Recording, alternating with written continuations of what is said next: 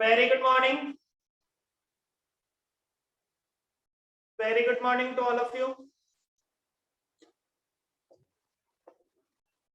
चलिए बेटा स्टार्ट करते हैं। हम पढ़ रहे थे accounting standard 7। Construction contract. Construction contract में हमने ये कहा था कि कंस्ट्रक्शन कॉन्ट्रैक्ट में किस किस को इंक्लूड किया जाता है। अगर आप कोई सिविल कंस्ट्रक्शन कर रहे हैं तो वो इंक्लूड होगा।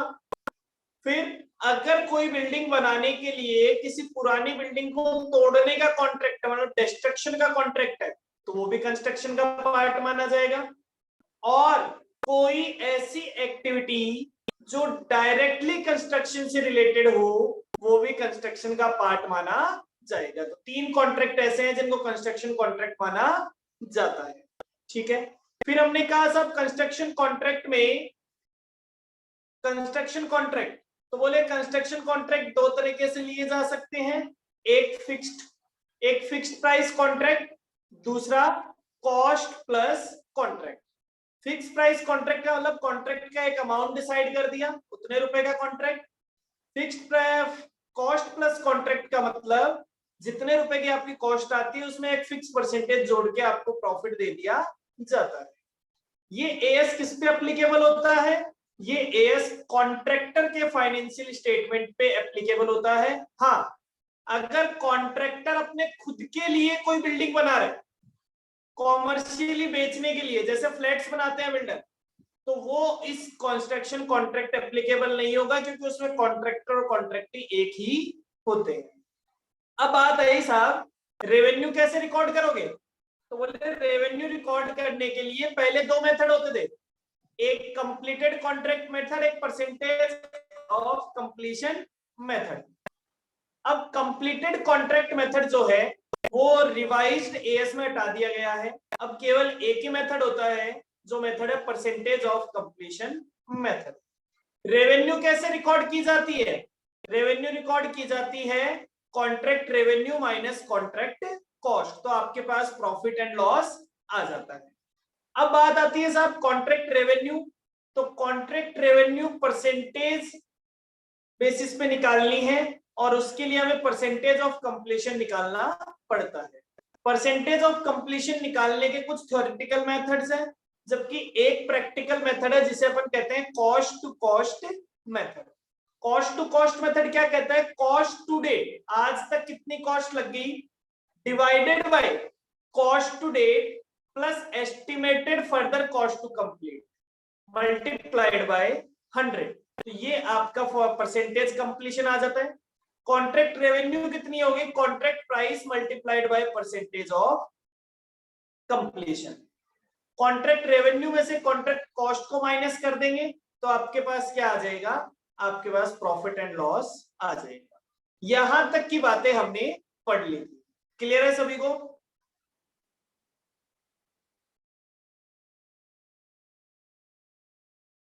चलिए आगे कंटिन्यू करते हैं। मैंने आपको कुछ चीजें पढ़ने के लिए दी थी। मैंने आपको कहा था कि आप पढ़ेंगे कि साहब कॉस्ट में कौन कौन सी कॉस्ट इंक्लूड की जाती है। मैंने आपको पढ़ने के लिए दी थी, क्या आपने पढ़ा है क्या?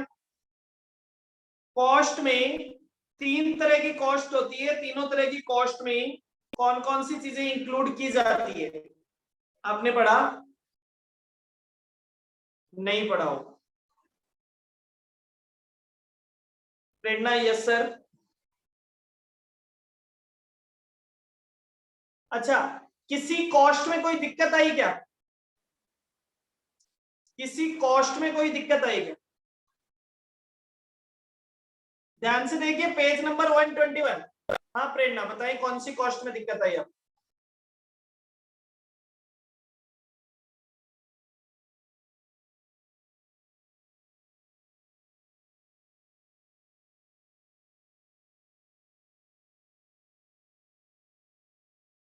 प्री कॉन्ट्रैक्ट कॉस्ट, ओके चलिए उसको अभी डिस्कस करेंगे।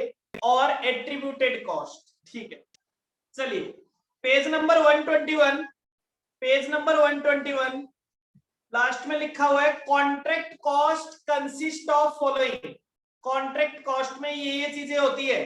ए point, specific cost to contract. Specific cost to contract मतलब वो कॉस्ट जो स्पेसिफिकली उसी कॉन्ट्रैक्ट के लिए होती है। These are as under site labour cost, मतलब उस बिजनेस उस कंस्ट्रक्शन साइट पे, कंस्ट्रक्शन वाली जगह पे जो लेबर कॉस्ट लग रही है, जो सुपरवाइजर काम कर रहे हैं, कॉस्ट ऑफ मटेरियल, वहां पे जितना मटेरियल यूज किया गया है, depreciation of plant and equipment, जो प्लांट एंड इक्विपमेंट यूज किए जा रहे हैं, cost of moving plant equipment और material from contract site.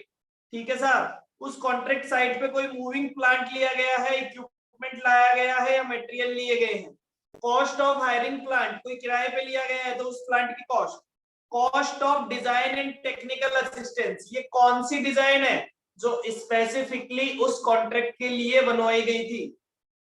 Estimated cost of rectification and guarantee work including expected warranty. बेटा कई बार जब आप बहुत बड़ी बिल्डिंग बनाते हो तो आपने फर्स्ट फ्लोर रेडी कर लिया, फिर ऊपर का सारा काम करते करते दोबारा से नीचे कुछ प्रॉब्लम्स हो जाती है, कुछ मेंटेनेंस आ जाता है, कुछ चीजें खराब हो जाती है, तो जिस दिन आप फाइनल बिल्डिंग रेडी कर रहे होते हो उस दिन उन चीजों को आपको दोबारा से रेक्टिफाई करना पड़ता है, तो वो कहलाता है रेक्टिफिकेशन वर्क या guarantee work including warranty. Claim from third party, claim from third party का मतलब आप अपनी बिल्डिंग बना रहे थे, बनाते बनाते आपके पड़ोसी की दीवार गिर गई, क्या आपको उसको वो दीवार बना के देनी पड़ेगी या नहीं देनी पड़ेगी।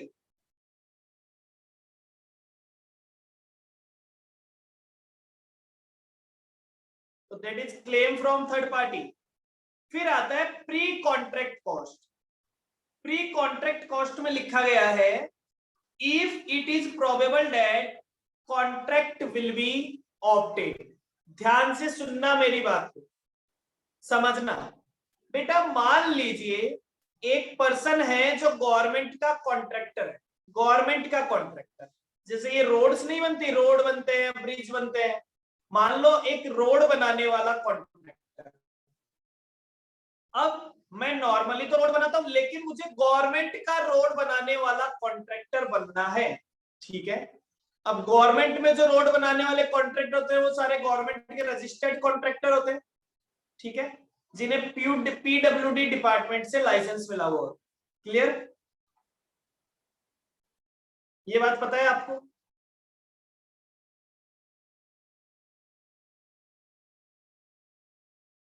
तो अब आपने कहा कि भाई आप ये जो रोड बनाते हैं स्पेसिफिक कॉन्ट्रैक्टर्स होते हैं, ठीक है, जो रोड बनाते हैं और ये सब होते हैं ये गवर्नमेंट के कॉन्ट्रैक्टर होते हैं। अब हमने कहा साहब वो कॉन्ट्रैक्टर बनने के लिए आपको एक स्पेसिफिक सिक्योरिटी डिपॉजिट कराना पड़ता है गवर्नमेंट को। वो सिक्योरिटी डिपॉजिट होता है, मतलब जब तक आप कॉन्ट्रैक्टर रहोगे तब तक वो डिपॉजिट है, जिस दिन आप कॉन्ट्रैक्टर से हटना चाहो आपको आपका डिपॉजिट का पैसा वापस मिल जाएगा। क्यों? क्योंकि ये सिक्योरिटी होता है, कल को गवर्नमेंट आपको कोई कॉन्ट्रैक्ट दे दे और बाद में पता चले आप तो कर ही नहीं पाओ उसे पूरा, तो इसलिए आपको एक सिक्योरिटी डिपॉजिट जमा कराना पड़ता है। ठीक, अब आपको वो सिक्योरिटी डिपॉजिट जमा कराना है, मान लीजिए 10 लाख रुपीज। ओके, अब बेटा 10 लाख रुपीज कहां से आएंगे? अगर आप 10 लाख रुपीज का लोन लेते हो तो आपकी उस पर इंटरेस्ट कॉस्ट लगेगी, या आप अपना पैसा वहां डिपॉजिट करा देते हो तो आपको जो इंटरेस्ट मिलने वाला था वो नहीं मिलेगा। क्लियर? तो उस 10 लाख रुपए की कॉस्ट, वो कॉस्ट कौन सी कॉस्ट कहलाती है? वो कॉस्ट कहलाती है प्री कॉन्ट्रैक्ट कॉस्ट, पहली चीज। दूसरी बात, ध्यान से सुनिए मेरी बात। अब मैंने कहा एक पर्सन है वो गवर्नमेंट का कॉन्ट्रैक्टर बन चुका है, गवर्नमेंट का कॉन्ट्रैक्टर बन चुका है। अब वैसे ही बहुत सारे कॉन्ट्रैक्टर है, 8-10 कॉन्ट्रैक्टर है। अब वो सारे कॉन्ट्रैक्टर को कॉन्ट्रैक्ट मिलने वाला है, उस कॉन्ट्रैक्ट के लिए एक कॉन्ट्रैक्टर को सिलेक्ट कर लिया गया, जो भी प्राइस कोटेशन लिया गया वो प्राइस का कोटेशन जब सबको मिला तो एक कॉन्ट्रैक्टर का प्राइस का कोटेशन सबसे कम था तो गवर्नमेंट ने उसको सिलेक्ट कर लिया।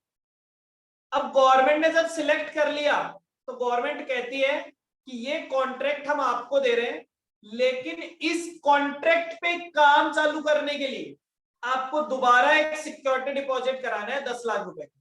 जिस दिन आप कॉन्ट्रैक्ट पूरा कर देंगे उस दिन आपको आपका कॉन्ट्रैक्ट का पैसा भी मिल जाएगा और आपका सिक्योरिटी डिपॉजिट भी वापस मिल जाएगा। अब एक बात बताओ बेटा, ये भी प्री कॉन्ट्रैक्ट कॉस्ट है, इस 10 लाख रुपए पे जो इंटरेस्ट लगेगा वो भी प्री कॉन्ट्रैक्ट कॉस्ट है। तो बेटा दो तरह की प्री कॉन्ट्रैक्ट कॉस्ट है, एक तो वो वाली प्री कॉन्ट्रैक्ट कॉस्ट जो कॉन्ट्रैक्टर बनने के लिए लगी, एक वो वाली प्री कॉन्ट्रैक्ट कॉस्ट जो कॉन्ट्रैक्ट लेने के लिए लगी।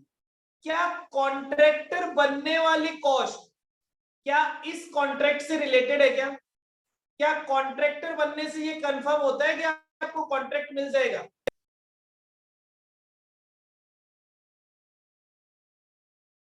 नहीं।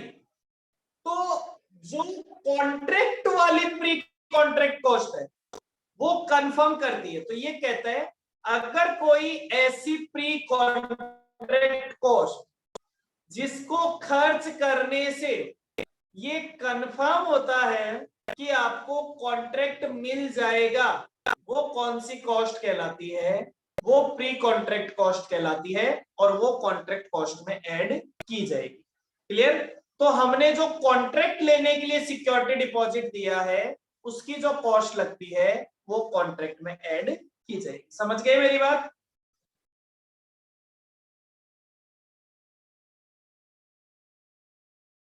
तो कोई भी ऐसी कॉन्ट्रैक्ट से पहले लगने वाली कॉस्ट जिसकी वजह से ये कंफर्म होता हो कि हमें कॉन्ट्रैक्ट मिल जाएगा, वो वाली प्री कॉन्ट्रैक्ट कॉस्ट कॉन्ट्रैक्ट में ऐड की जाएगी। चलिए इसके नीचे एक नोट लिखा हुआ है, दीज कॉस्ट, ये जो सारी कॉस्ट है should be reduced by incidental income if any not included in contract revenue, for example sale of surplus or scrap material, disposal of plant or equipment at the end of the contract। अब बेटा contract का पूरा हुआ और कोई material आपके पास बच गया तो उस मटेरियल को बेचने से जो पैसा आता है वो आप कॉस्ट में से कम कर देंगे, या कोई स्क्रैप निकलता है उस स्क्रैप को बेच देने से जो पैसा आता है वो भी क्या कर देंगे? वो कॉस्ट में से कम कर देंगे। क्लियर? हाँ, तो स्पेसिफिक कॉस्ट सभी को क्लियर है? Specific cost. फिर इन्होंने कहा cost attributable to contract. Attributable to contract मतलब वो वाली कॉस्ट जो हमारे कई सारे कॉन्ट्रैक्ट पे लगी हुई है। ठीक है, एक कॉस्ट ऐसी लगती है जो कई सारे कॉन्ट्रैक्ट के लिए होती है, तो हर क्या किसी भी एक कॉन्ट्रैक्ट में उसको ऐड किया जा सकता है? नहीं किया जा सकता, उसे सारे कॉन्ट्रैक्ट में हमें बांटना पड़ेगा, तो उसे कहा जाता है एट्रीब्यूटेबल कॉस्ट। जैसे हमने हमारा इंश्योरेंस करा रखा है, मान लो हमने हमारा प्रॉफिट इंश्योरेंस करा रखा है, अब किसी कॉन्ट्रैक्ट में नुकसान होता है तो उसका जो प्रीमियम जाता है वो किसी स्पेसिफिक कॉन्ट्रैक्ट के लिए कराया है या सभी के लिए कराया है? सभी के लिए करा रखा है। तो ये वो वाला इंश्योरेंस है जो आपने सभी कॉन्ट्रैक्ट के लिए करा रखा है। जैसे एम्प्लॉय का इंश्योरेंस करा रखा हो कि भाई किसी एम्प्लॉय की डेथ हो जाती है, अब मान लीजिए वो ए कॉन्ट्रैक्ट में हो चाहे बी कॉन्ट्रैक्ट में हो, आपकी कंपनी का एम्प्लॉय है ना, तो इसलिए हम कहते हैं कि जो प्रीमियम की कॉस्ट आ रही होगी उसको सारे कॉन्ट्रैक्ट में बांट दिया जाएगा। क्लियर? पहला वाला पॉइंट। फिर ये कहता है cost of design and technical assistance. देखो सर ये वाला पॉइंट तो पहले वाले में भी था, ये वाला पॉइंट तो, लेकिन मैंने कहा था बेटा वो डिजाइन और टेक्निकल असिस्टेंस वो वाले थे जो केवल स्पेसिफिकली उस कॉन्ट्रैक्ट के लिए थे। यहां पे लिखा हुआ है that is not directly related to specific contract. आपने देखा है बेटा कई बार जब हम बिल्डिंग बनाते हैं तो बिल्डिंग में कुछ डिजाइन तो यूनिक होते हैं हर बिल्डिंग में, लेकिन कुछ ऐसे डिजाइन होते हैं जो सभी में सेम होते हैं। जैसे कुछ नॉर्मल विंडो अपन बना रहे हैं, अब वो मैं एक बिल्डिंग में बनाता हूं वैसा ही दूसरी में लगाता हूं वैसा ही तीसरी में लगाता हूं, तो मैंने उसका जो डिजाइन तैयार करा है उसकी डिजाइन की जो कॉस्ट लगी है उस कॉस्ट को एक कॉन्ट्रैक्ट में बांटा जाएगा या सभी कॉन्ट्रैक्ट में बांटा जाएगा? सभी में बांटा जाएगा। तो कोई ऐसा डिजाइन या ऐसा टेक्निकल असिस्टेंस जो किसी स्पेसिफिक कॉन्ट्रैक्ट से रिलेटेड ना हो, अलग अलग कॉन्ट्रैक्ट पे चार्ज किया जाता हो, ठीक है, तो उसको सब में बांट दिया जाएगी। कंस्ट्रक्शन ओवरहेड्स, ओवरहेड आपको वैसे ही पता है बेटा, एक कंपनी में जितने डिपार्टमेंट होते हैं सब में बांटे जाते हैं यूजेस के हिसाब से। तो वैसे ही अगर कोई ओवरहेड यहाँ पे लग रहे हैं कंस्ट्रक्शन ओवरहेड, तो वो भी सभी कॉन्ट्रैक्ट में बांट दिया जाएगा। डन। तो एट्रीब्यूटेबल का मतलब होता है वो खर्चे जो आपको कई सारे कॉन्ट्रैक्ट में बांटने हैं। डन, आगे बढ़ सकते हैं।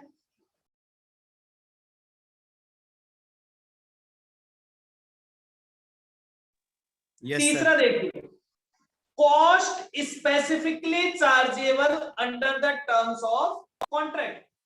तो हमने कहा कि कोई ऐसी कॉस्ट जो हम कस्टमर से स्पेसिफिकली चार्ज कर रहे हैं, तो अगर कस्टमर से अलग से पैसा चार्ज कर रहे हैं तो उस पैसे के बदले में लगने वाली कॉस्ट को भी कॉस्ट में ऐड किया जाएगा।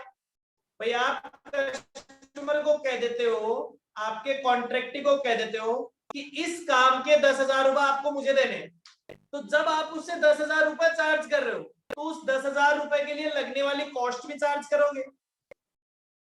तो देखो ये कौन सी कॉस्ट है, some general administration cost for which reimbursement is specified. जैसे मैं आपको कहता हूं बेटा, मान लीजिए कॉन्ट्रैक्ट पे नाइट को एक वॉचमैन छोड़ना है हमें, ठीक है। अब वो वॉचमैन का पैसा वही कॉन्ट्रैक्टी कहता है कि आप मुझसे ले लीजिए लेकिन यहाँ पे एक वॉचमैन रख दीजिए, ठीक है। अब साहब जब उस वॉचमैन का पैसा कॉन्ट्रैक्टी से कॉन्ट्रैक्ट प्राइस में चार्ज कर रहे हैं, तो फिर क्या उस वॉचमैन की लगने वाली कॉस्ट को कॉस्ट में ऐड नहीं करना चाहिए? बिल्कुल करना चाहिए। डेवलपमेंट कॉस्ट, कॉन्ट्रैक्टी कहता है साहब मेरे घर के सामने थोड़ी सी जगह बढ़िया करके छोड़िएगा, घर बनाने के बाद उसके सामने भी पक्का करके रोड बना के छोड़िएगा, ठीक है साहब। अब वो पैसा अगर अलग से चार्ज कर रहे हैं तो उसके लगने वाली कॉस्ट, या फिर reimbursement of any other cost, कोई भी ऐसी कॉस्ट जिसका हम अलग से, वो कॉस्ट हम कॉन्ट्रैक्ट कॉस्ट का पार्ट नहीं बनाते, लेकिन अगर उस कॉस्ट को हम कॉन्ट्रैक्टी से चार्ज कर रहे हैं कॉन्ट्रैक्ट प्राइस में, तो फिर हमें वो कॉस्ट भी कॉस्ट में ऐड करनी पड़ेगी। क्लियर?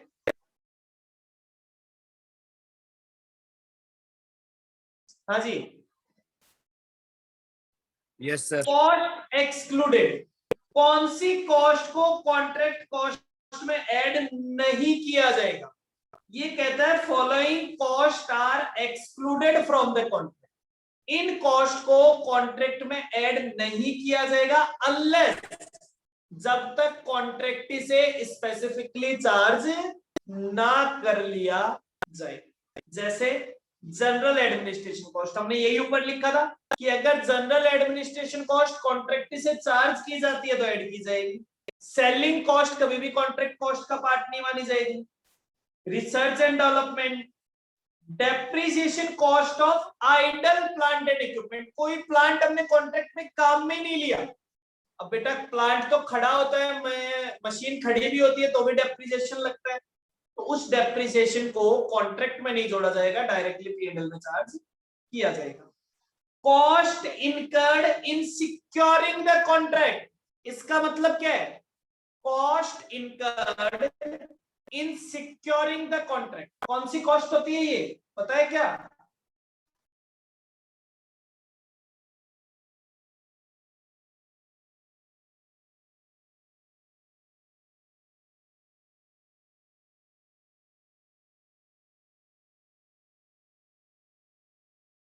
ना ना ना ना ना, अलग, ये होती है बेटा ब्राइब, रिश्वत।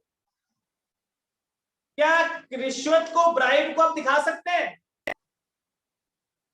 कॉस्ट में? ठीक है, प्री कॉन्ट्रैक्ट कॉस्ट तो ऐड हो सकती है अगर वो कॉन्ट्रैक्ट से रिलेटेड हो।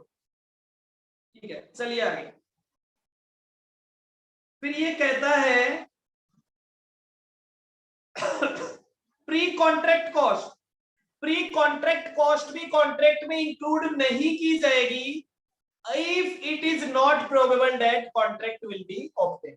अगर आपको लगता है कि आपने कोई प्री कॉन्ट्रैक्ट कॉस्ट इनकर की है लेकिन उस कॉस्ट की वजह से आपको कॉन्ट्रैक्ट मिलना कंफर्म नहीं है, तो फिर उसे प्री कॉन्ट्रैक्ट कॉस्ट मान के कॉस्ट में ऐड नहीं किया जाएगा।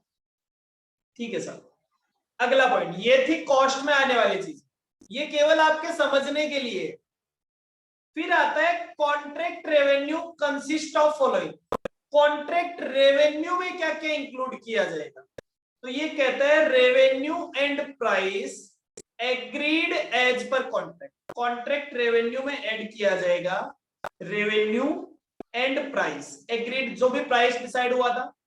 Revenue arising due to escalation clause. क्या किसी को एस्केलेशन क्लोज के बारे में पता है? जिन बच्चों ने कॉस्टिंग में कॉन्ट्रैक्ट कॉस्ट का चैप्टर पढ़ लिया उनको तो पता होगा। एस्केलेशन क्लोज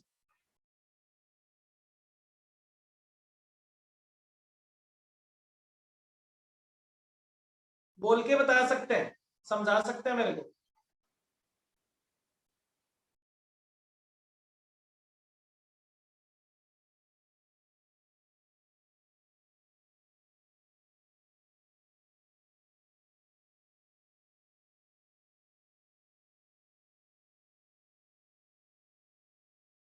नहीं पता?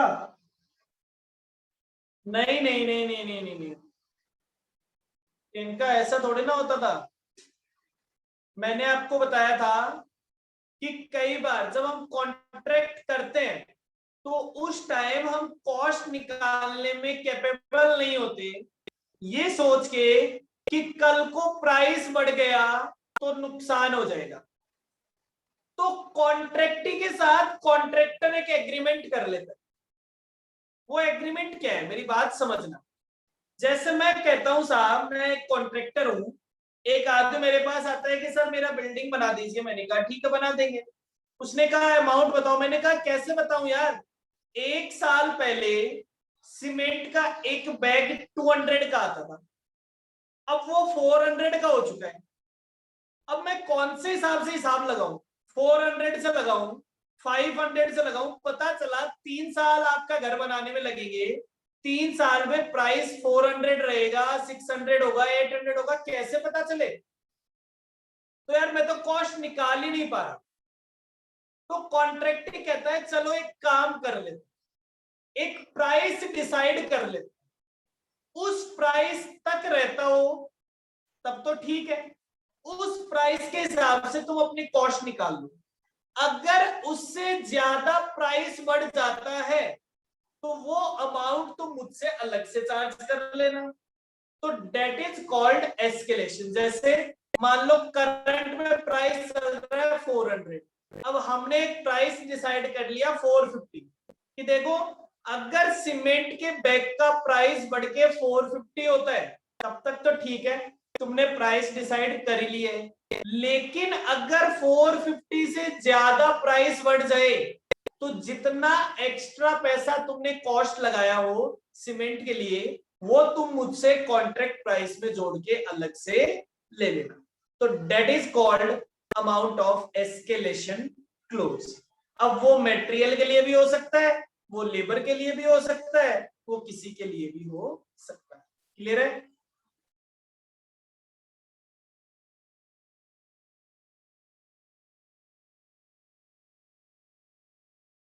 समझ गए एस्केलेशन का मतलब?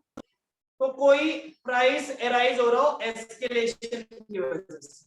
Claim, claim is the amount that is contractor seek to collect from the customer as reimbursement of cost not included in the contract price। तो बोले क्लेम, क्लेम कॉन्ट्रैक्टर का वो अमाउंट होता है जो उसे कस्टमर से लेना है, जो उसने अभी तक कॉन्ट्रैक्ट में ऐड नहीं किया था। जैसे आपने कोई एक्स्ट्रा काम करवा लिया हो, या आपने कोई स्पेसिफिक चीज ऐसी बोली हो जो पहले आपने कॉन्ट्रैक्ट में नहीं कहा हो, कॉन्ट्रैक्ट का स्कोप बढ़ा दिया हो। तो कोई भी ऐसा अमाउंट जो मैंने कॉन्ट्रैक्ट प्राइस में ऐड नहीं किया था, अगर मुझे आपसे अलग से पैसा वो लेना है तो वो कहलाता है क्लेम। उसकी वजह से फिर कहता है इंक्रीज इन रेवेन्यू। अब ये क्लेम का ही पार्ट है वैसे। Increase in revenue to increase in units of output. पहले आपने कहा था एक घर बनाना है, फिर आपने उसमें काम और बढ़ा दिया, या 2 घर बनाने के लिए बोल दिया, तो इंक्रीज इन रेवेन्यू। इंक्रीज और decrease in revenue due to change और variation on scope of work, काम कम ज्यादा कर दिया, एक ही बात है। इंसेंटिव पेमेंट, आपने कॉन्ट्रैक्टर को कहा मेरा काम टाइम से पहले चाहिए, जल्दी पूरा कर दो, मैं आपको इंसेंटिव दूंगा, तो अगर आप इंसेंटिव बनता है तो वो भी लेगा। कई बार कॉन्ट्रैक्टर काम में लेट कर देता है, गलतियां कर देता है, तो उस पर पेनल्टी लगाई जा सकती है, तो पेनल्टी को माइनस कर दिया जाए। क्लियर? तो ये सारी चीजें हैं जो रेवेन्यू का पार्ट होती है। ओके, हाँ जी। कॉस्ट में और रेवेन्यू में किसी को कोई दिक्कत है? कॉस्ट में और रेवेन्यू में किसी को कोई दिक्कत है?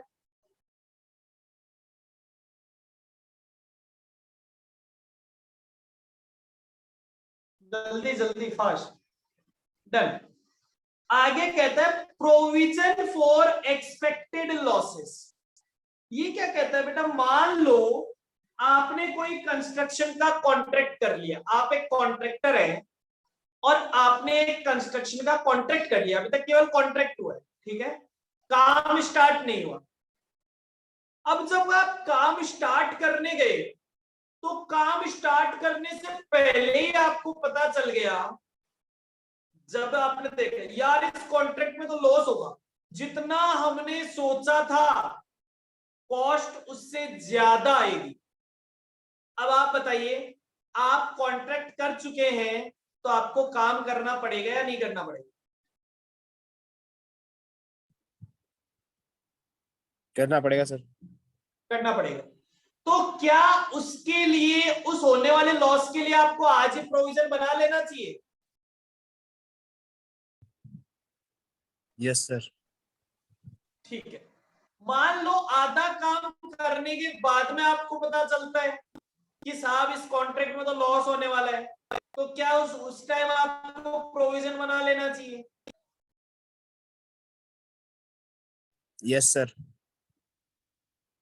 तो ये कहता है कि अगर कभी भी आपको ये पता चल जाए कि आपको कॉन्ट्रैक्ट में कोई लॉस होने वाला है, तो आप उसी वक्त उसके लिए प्रोविजन बना लेंगे, चाहे काम स्टार्ट हुआ हो या ना हुआ हो, या फिर what ever the stage of completion, कितना भी काम हो चुका हो। अगर आपको कभी भी जिस भी टाइम पता चलता है कि इस पे लॉस होने वाला है, आप उसी टाइम क्या बना लेंगे? प्रोविजन बना लेंगे फ्यूचर लॉस के लिए। ओके,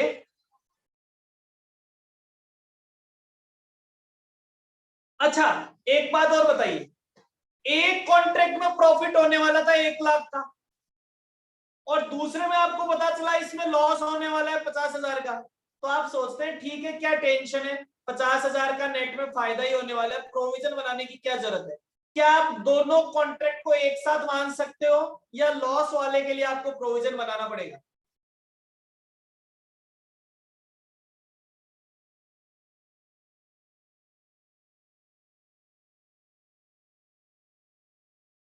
मैंने कहा मेरे पास 2 अलग अलग कॉन्ट्रैक्ट हैं, पहले कॉन्ट्रैक्ट में मुझे पता है फायदा होने वाला है, दूसरे में मुझे पता चल गया लॉस होने वाला है, तो क्या दोनों कॉन्ट्रैक्ट को ये फायदे और नुकसान को सेट ऑफ कर दे, या फायदे वाले को तो पड़ा रहना दे और लॉस वाले के लिए प्रोविजन बना दे?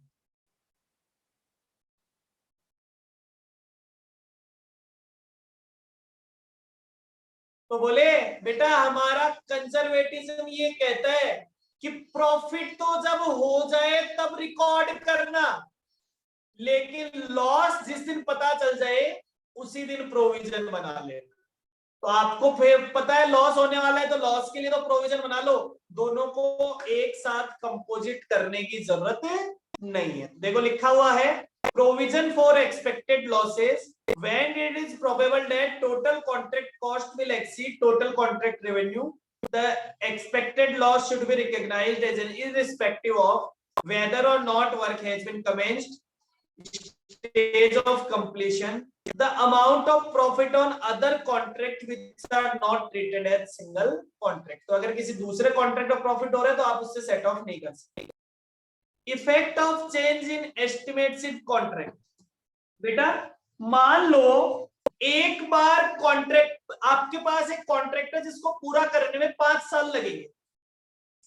अब पहले साल जब आपने कॉन्ट्रैक्ट लिया था तो आपको पता चला, आपने कॉन्ट्रैक्ट प्राइस डिसाइड किया था 1 करोड़ रुपए. तो पहले साल जब आप रेवेन्यू निकालेंगे तो 1 करोड़ के हिसाब से निकालेंगे, 1 crore multiplied by percentage of completion. दूसरे साल एस्केलेशन की वजह से उसका प्राइस बढ़ के हो गया 1 करोड़ 10 लाख रुपए, 1 करोड़ 10 लाख. तो जब दूसरे साल का रेवेन्यू निकालेंगे तो 1 crore multiplied by percentage of completion करेंगे या 1 crore 10 lakh multiplied by percentage of completion करेंगे?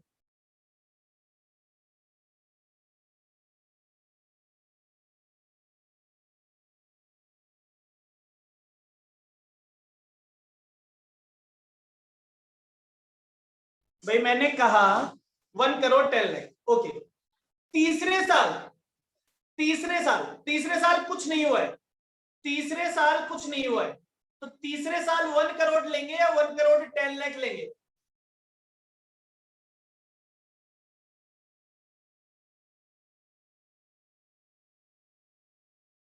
One crore 10 lakh. Fourth year भी 1 करोड़ 10 लाख, फिफ्थ ईयर भी 1 करोड़ 10 लाख, जब तक उसमें दोबारा चेंज ना हो जाए. तो ये कहता है कि एक बार जब आपका एस्टिमेट चेंज हो जाता है तो वो उस साल और उसके आगे के सालों में कंटिन्यू रहेगा जब तक वो दोबारा चेंज ना हो जाए. ठीक है.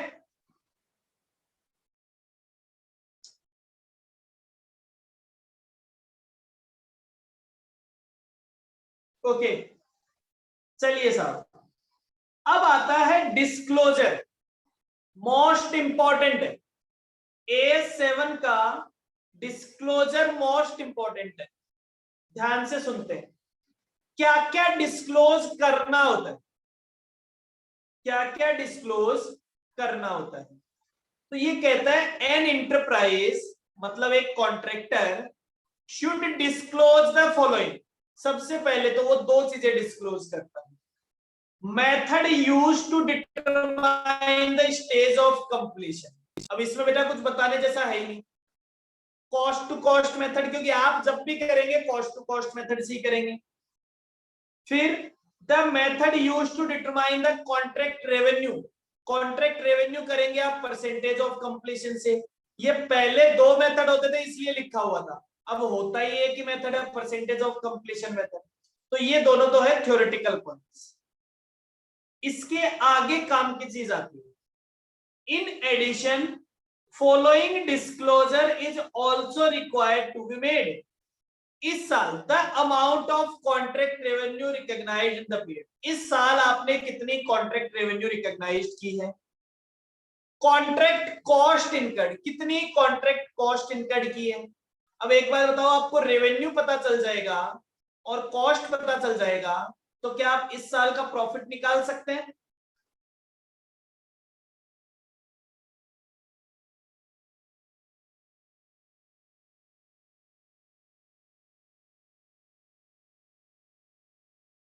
भैया आपको इस साल का रेवेन्यू आपने डिस्क्लोज कर दिया, इस साल की कॉस्ट आपने डिस्क्लोज कर दी, तो क्या इस साल का प्रॉफिट पता चल जाएगा? तो 3 चीजें होगी. पहला कॉन्ट्रैक्ट रेवेन्यू, दूसरा कॉन्ट्रैक्ट कॉस्ट, तीसरा प्रॉफिट एंड लॉस. फोर्थ, कोई एडवांस मिला हुआ है. काम पूरा होने से पहले कॉन्ट्रैक्ट से जो भी पैसा मिला है, कोई पैसा अगर एडवांस मिला हुआ है तो वो वाला पैसा. और फिर कई बार ऐसा होता है बेटा, जितना पैसा मतलब कॉन्ट्रैक्टी को बिल भेजना चाहिए था. भैया आप कॉन्ट्रैक्टी को कितने रुपए का बिल भेजोगे? जितने का आपने काम पूरा कर दिया होगा. क्या काम पूरा करने से ज्यादा पैसे का बिल भेज सकते हो क्या? अगर भेज दिया तो वो पैसा ड्यू टू कॉन्ट्रैक्टी है या ड्यू फ्रॉम कॉन्ट्रैक्टी है? भाई हमने कहते हैं कि हमने ज्यादा बिल भेज दिया, मतलब माइनस में अमाउंट आ गया ना, हमें कॉन्ट्रैक्टी से लेना नहीं है, कॉन्ट्रैक्टी को ज्यादा दे चुके हैं। वो क्या डिपेंड करता है? वो ये बताता है आपने कॉन्ट्रैक्टी को ज्यादा बिल दे दिया। और ड्यू फ्रॉम कॉन्ट्रैक्टी, फ्रॉम कॉन्ट्रैक्टी मतलब कॉन्ट्रैक्टी को इतना बिल अपन भेज सकते हैं, भेजना बाकी है। इस चीज को समझेंगे जब अपन क्वेश्चन करेंगे। ठीक है, क्लियर? हाँ जी साहब, यहां तक किसी को कोई दिक्कत? अब हम आ जाते हैं हमारे क्वेश्चंस पे।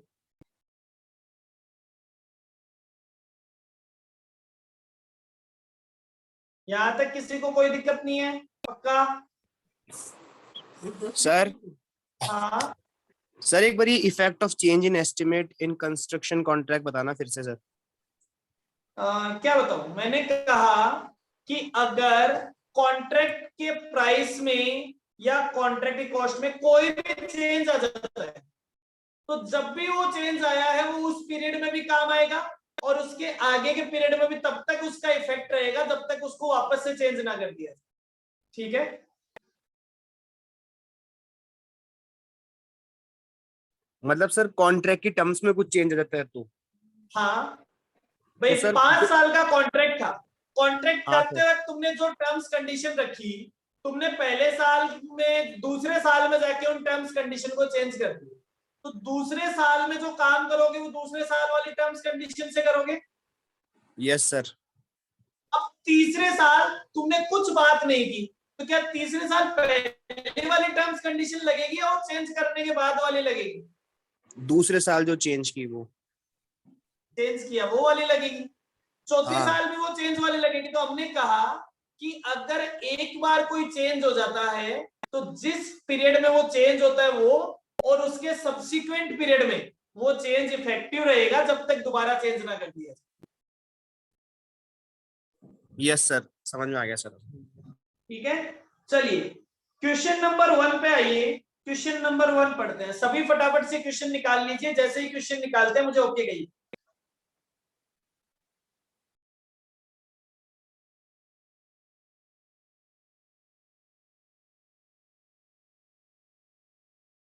चलिए, क्वेश्चन क्या कहता है आपको? Question number 1, A firm of contractor obtain a contract for construction of bridge across river Ganga. एक कॉन्ट्रैक्टर की फर्म ने एक कॉन्ट्रैक्ट लिया ब्रिज बनाने का गंगा नदी पे। ठीक है, the following details are available in the record kept the year ended 31st March 2016। Total contract price, total contract price है 1000। ठीक है, 1000 लाख। आगे ये कहता है वर्क सर्टिफाइड। वर्क सर्टिफाइड का मतलब कितना काम हो चुका है, जिस काम के लिए कॉन्ट्रैक्ट भी एग्री कर चुके हैं, कॉन्ट्रैक्ट को बता चुके हैं अब कितना काम ऐसा हो चुका है, 500 का। वर्क नॉट सर्टिफाइड मतलब काम हो चुका है लेकिन अभी तक सर्टिफाई नहीं हुआ, तो पैसा तो लग चुका है, काम हो चुका है मतलब कॉस्ट तो इनकर हो चुकी है 105। तो क्या आप मुझे बता सकते हो आज तक कितनी कॉस्ट लग चुकी है?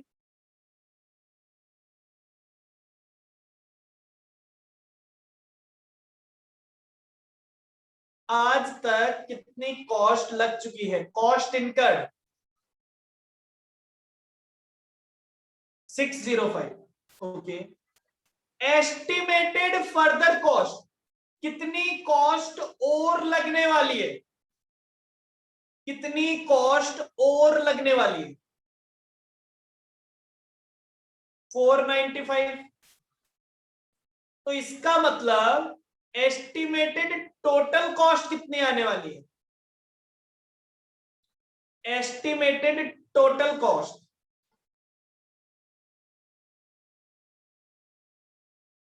1100। 1100 मतलब लॉस होने वाला है क्योंकि हमें चेक करना पड़ेगा क्या कॉन्ट्रैक्ट से हमें लॉस तो होने वाला नहीं है? लॉस होने वाला है। कितने का लॉस होने वाला है? 100 का। इसका मतलब हमें प्रोविजन भी बनाना पड़ेगा। चलिए आगे चलते हैं। फिर ये कहता है प्रोग्रेस पेमेंट रिसीव्ड। कितना पेमेंट मिल चुका है कॉन्ट्रैक्टी से? कॉन्ट्रैक्टी से मिल चुका है 400। और ये कहता है progress payment to be received. कितना पेमेंट मिलने वाला है? मिलने वाला है 160 का। इसका मतलब क्या आप मुझे बता सकते हो कि हम कॉन्ट्रैक्टी को टोटल प्रोग्रेसिव बिलिंग कितनी कर चुके हैं? कॉन्ट्रैक्टी को टोटल बिलिंग कितनी कर चुके हैं?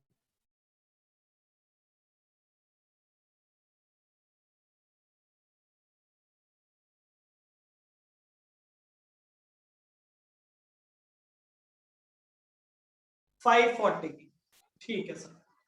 अब आगे कहता है the firm seeks your advice and assistance in presentation of accounts keeping in the view of requirement of AS7 accounting for custom. अब क्वेश्चन ने आपको कुछ नहीं कहा क्या निकालना है। क्वेश्चन ने आपको ऐसा कुछ भी नहीं कहा कि आपको कैलकुलेट क्या करना है। ठीक है, क्वेश्चन ने ऐसा कुछ भी नहीं कहा। क्वेश्चन ने तो इतना कह दिया आपको प्रेजेंटेशन देना है एज पर AS7। इसका मतलब आपको वो सारी चीजें डिस्क्लोज करनी है जो डिस्क्लोज करने के लिए AS7 कहता है। क्लियर? तो अब इस क्वेश्चन का आंसर आप किस तरह से लिखेंगे? फटाफट आप मेरे साथ पूरा आंसर देखेंगे। एक पूरा आंसर मैं आपको करा रहा हूं, आगे के आंसर आप करें। ठीक है, चलिए पूरा स्टार्ट करें।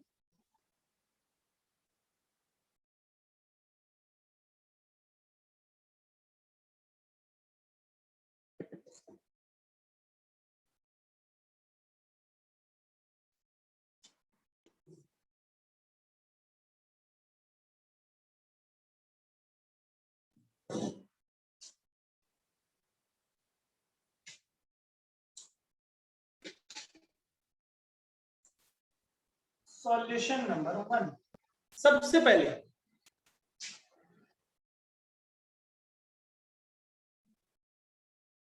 Calculation of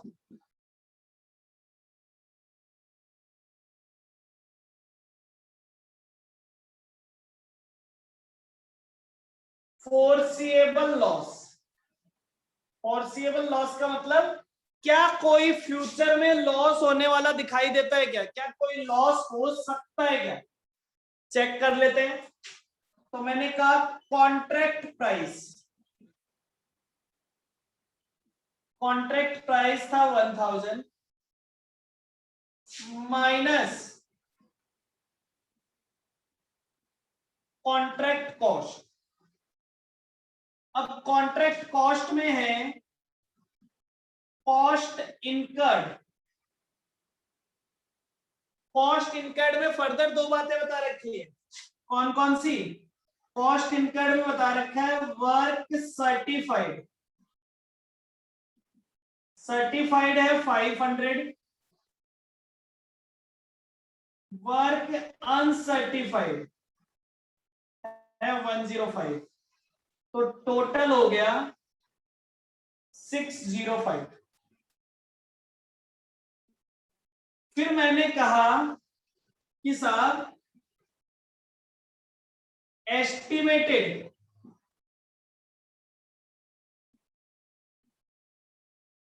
cost to complete that is 495।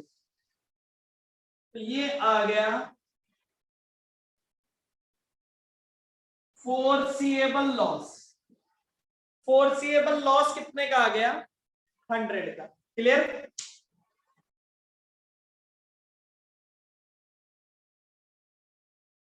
पहली चीज, ये सबसे पहला आइटम था जो हमने कैलकुलेट कर लिया। लॉस पता चल गया कितना होने वाला है। अब आगे देखिए step number 2 that is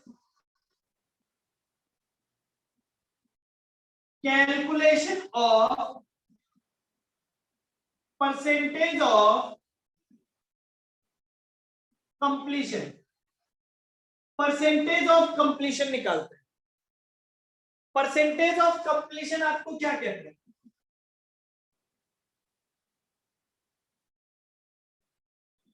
is equals to आज तक कितनी कॉस्ट लग चुकी है 605। फॉर्मूला होता है cost to date plus estimated further cost to complete multiplied by 100। तो कितना परसेंट काम पूरा हो चुका है? कितना परसेंट काम पूरा हो चुका है? टोटल कॉस्ट लगने वाली थी 1100, उसमें से 605 लग चुकी है, दैट इज 55%। तो अगर परसेंटेज ऑफ कंप्लीशन पता चल गया तो हम क्या निकाल सकते हैं? हम निकाल सकते हैं कॉन्ट्रैक्ट रेवेन्यू। कॉन्ट्रैक्ट रेवेन्यू कैसे निकालते हैं? Contract price multiplied by percentage of completion. कितना आ गया? कॉन्ट्रैक्ट प्राइस है 1000, 55% काम हो चुका है, मतलब आपको रेवेन्यू कितनी रिकॉर्ड कर लेनी चाहिए? 550। ठीक है साहब, आगे चलते हैं। कॉन्ट्रैक्ट रेवेन्यू के बाद आ जाता है कॉन्ट्रैक्ट कॉस्ट। कितनी कॉन्ट्रैक्ट कॉस्ट लग चुकी है? कॉन्ट्रैक्ट कॉस्ट हमें पहले से ही पता है 605। तो यहां पे आ जाएगा profit and loss. Profit and loss कितना? कॉन्ट्रैक्ट रेवेन्यू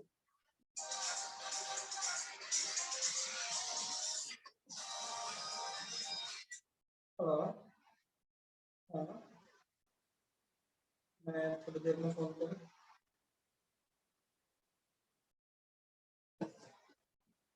कॉन्ट्रैक्ट कॉस्ट है 550, कॉन्ट्रैक्ट रेवेन्यू और कॉन्ट्रैक्ट कॉस्ट है 605। हाँ सॉरी, कॉन्ट्रैक्ट रेवेन्यू है 550 और कॉन्ट्रैक्ट कॉस्ट है 605। तो लॉस आ गया 55 का, लॉस हो गया 55 का बेटा। 55 550 माइनस 605, 550 माइनस 605, 55 का लॉस। रेवेन्यू आया 550, कॉस्ट हो गया 605। क्या करेंगे? लॉस को कहां ट्रांसफर कर देंगे? Transfer to P&L account. ये लीजिए। तो देखिए आपने क्या क्या डिस्क्लोज कर दिया। सबसे पहले तो उन्होंने कहा था भाई एक्सपेक्टेड लॉस आपको पता होना चाहिए। एक्सपेक्टेड लॉस आया 100 का। उन्होंने कहा था कॉन्ट्रैक्ट रेवेन्यू पता लगाओ, तो रेवेन्यू के लिए हमने पहले परसेंटेज ऑफ कंप्लीशन निकाला, फिर रेवेन्यू निकाला, कॉस्ट निकाला, तो प्रॉफिट लॉस आ गया। लॉस आया तो हमने उस लॉस को P&L अकाउंट में चार्ज कर दिया। यहां तक का काम तो आपको हर क्वेश्चन में करना पड़ेगा। ठीक है, आगे चलते हैं। इसके बाद यह आपको कहते हैं प्रोविजन टू बी मेड। एक बात बताओ बेटा, प्रोविजन कितने रुपए का बनाए? प्रोविजन कितने रुपए का बनाए? प्रोविजन का अमाउंट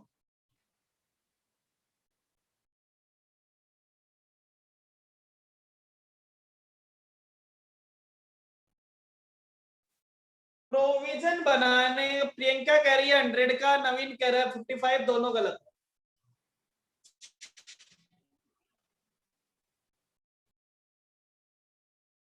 एक्सपेक्टेड लॉस माइनस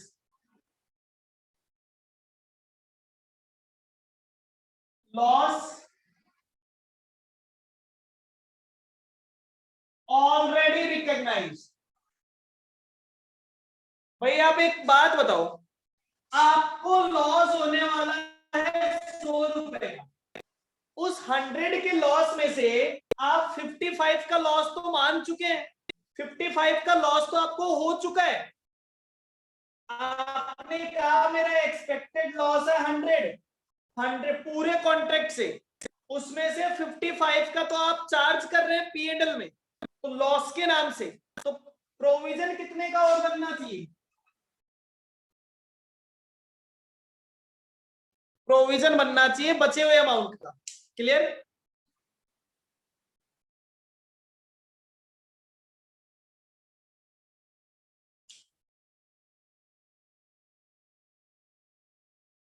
हाँ जी, यहां तक किसी को कोई दिक्कत?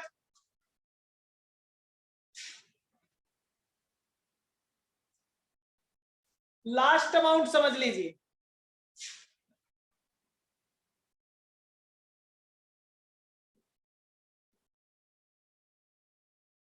Amount due,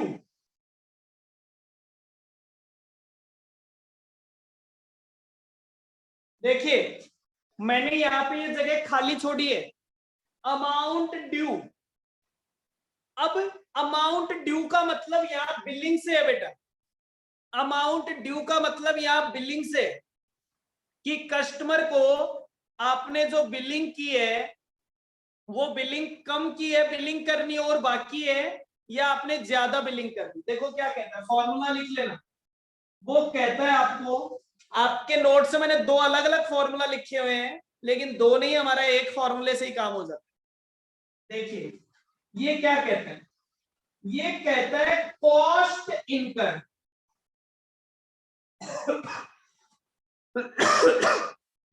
cost incur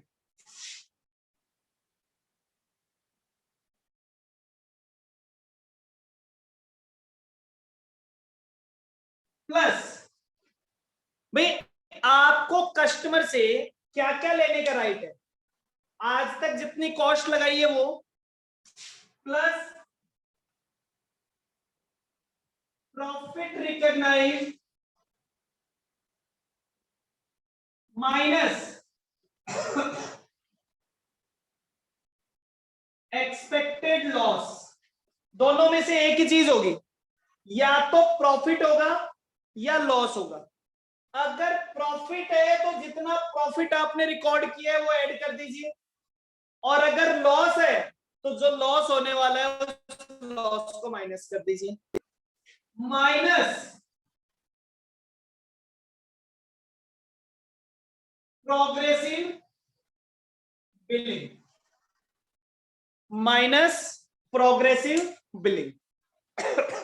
formula समझिए वापस से, cost incurred plus profit minus loss.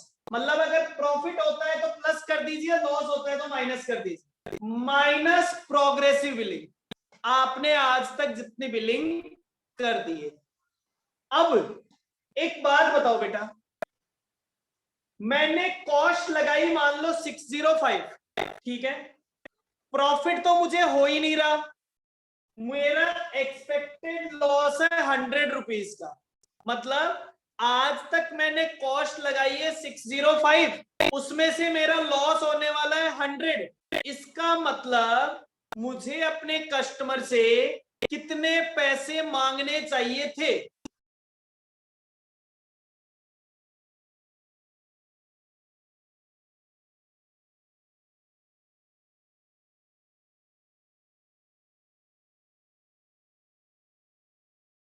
$705। अरे भाई तेरे, अगर 705 लेगा नवीन तो 100 रुपए का प्रॉफिट होगा, लॉस कस्टमर से थोड़ी ना लेंगे। 505 605 कॉस्ट लगी है, 100 का लॉस है, इसका मतलब मुझे अपने कस्टमर से 505 मांगने चाहिए। मैंने उसे बिल कितने का दे दिया, मैंने उसे बिल कितने का दे दिया? Progressive billing. प्रोग्रेसिव बिलिंग 540, तो क्या मेरा आंसर माइनस में आ रहा है या प्लस में आ रहा है? मतलब मैंने उसे ज्यादा बिलिंग कर दी, मेरी बिलिंग ज्यादा हो चुकी है। तो एक बात बताइए, ये अमाउंट ड्यू फ्रॉम कस्टमर है या ड्यू टू कस्टमर है? क्या मुझे उसे 35 वापस देने?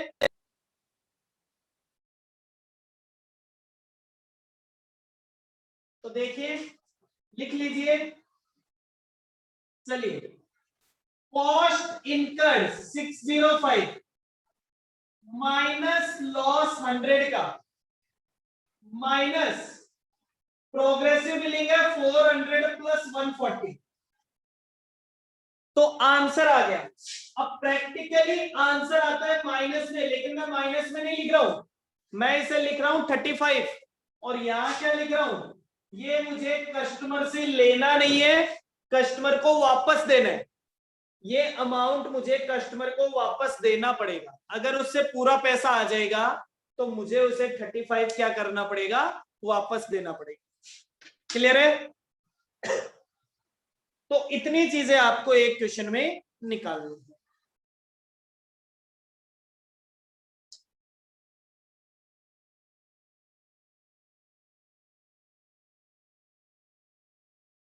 यस और नो, फटाफट से बताइए।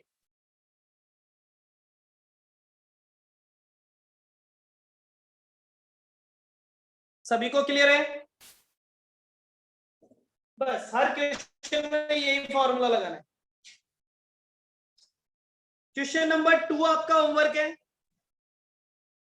क्वेश्चन नंबर 2 आपका होमवर्क है, क्वेश्चन नंबर 4 आपका होमवर्क है, 2 और 4। और क्वेश्चन नंबर 3 में केवल कॉन्ट्रैक्ट रेवेन्यू निकालनी है। क्वेश्चन नंबर 3 में केवल कॉन्ट्रैक्ट रेवेन्यू निकालनी है। तो सेकंड, थर्ड और फोर्थ आप ट्राई करेंगे, कल हम उनको कंप्लीट करेंगे, ठीक है? कोई प्रॉब्लम रह जाती है तो क्वेश्चन नंबर सेकंड, थर्ड और फोर्थ डन। ये अच्छे से नोट कर लिया सभी ने? क्वेश्चन नंबर 1 प्रॉपर्ली नोट कर लिया? Yes sir. चलिए, तो अभी के लिए इतना ही। Bye bye, take care. अगली क्लास है कॉस्ट की, इंप्लॉय कॉस्ट की क्लास। वापस से मीटिंग ज्वाइन करेंगे इसी आईडी पे, मीटिंग वापस से ज्वाइन करेंगे आप इसी आईडी पे। जिसको क्लास लेनी है, मैं ये मीटिंग एंड कर रहा हूं, आप वापस से ज्वाइन करेंगे, ठीक है?